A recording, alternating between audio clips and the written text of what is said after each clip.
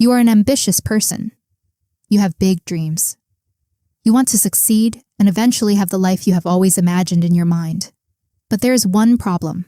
You are lazy. You know exactly what you need to do, but you don't do it. And this creates a feeling of guilt, because deep down, you know you are capable of doing more.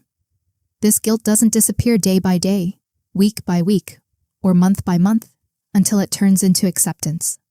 Then a new year arrives, and you start with the same goals from the previous year, with motivation and a little bit of unrealistic optimism.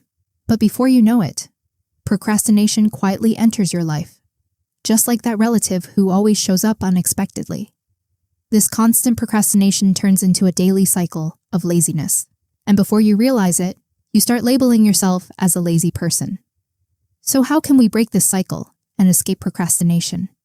There are countless videos online about this topic, but most of them only focus on the symptoms, like deleting social media or removing distractions.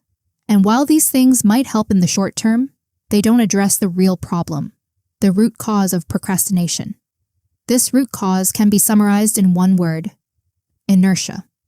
In physics, inertia is the tendency of objects at rest to remain at rest and objects in motion to continue moving unless an external force acts upon them. This is Newton's first law, and it applies not only to objects, but also to our actions. Starting anything, no matter how small, requires an initial push and a certain amount of energy to overcome the state of rest. And this is exactly where the problem begins. We make this initial push feel so big and difficult in our minds that instead of doing the task, we avoid it completely and distract ourselves with low-value activities that give us quick dopamine. So to defeat procrastination, we need to break inertia.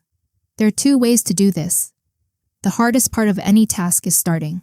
So make this stage as easy as possible by reducing the pressure and taking the smallest step you can. For example, if you tell yourself, I have to sit down and finish a 5,000-word article, the inertia is very strong because the pressure feels overwhelming. But instead, if you tell yourself, I'm only going to write 50 words, the feeling of inertia becomes much weaker because starting is now easy, and you don't need to rely on willpower or discipline. Another popular technique is called the 2-minute rule. If you don't feel like doing something, simply tell yourself that you will do it for only 2 minutes, and after that, if you want, you can stop. For example, if you don't feel like cleaning your room, play a song, clean your room, and when the song ends, you can stop. The interesting thing is that most of the time, you will continue for more than 2 minutes. You will probably end up writing more than 50 words, and that's because objects in motion tend to stay in motion. Once we start, we gain momentum, and that momentum pushes us forward for a longer period of time. At first, it is like pushing a ball up a hill, but once we pass the point of inertia, everything becomes easier, like moving downhill. That is why the initial push needs to be small and easy. In other words, reduce the pressure of the task and just start with 2 minutes.